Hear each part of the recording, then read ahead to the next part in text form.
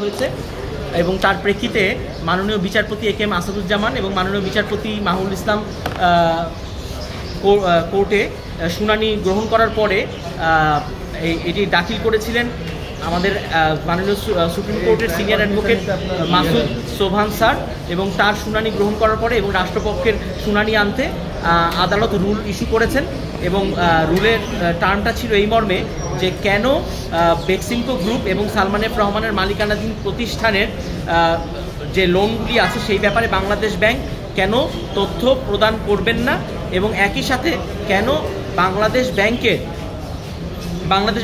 Receiver appointment করবেন না বেক্সিমকো গ্রুপের সম্পদ রক্ষণাবেক্ষণের জন্য, এবং একই সাথে বাংলাদেশ ব্যাংক কেন অর্থ পাচারের বেক্সিমকো গ্রুপের যে অর্থ পাচার হয়েছে কিনা সেই ব্যাপারে একটি রিপোর্ট প্রদান করবেন না। এই 3 মর্মে রুল ইস্যু করা হয়েছে। আবেদনটা করেছেন আমাদের সুপ্রিম কোর্টের সিনিয়র অ্যাডভোকেট মাসুদ আর সোবহান।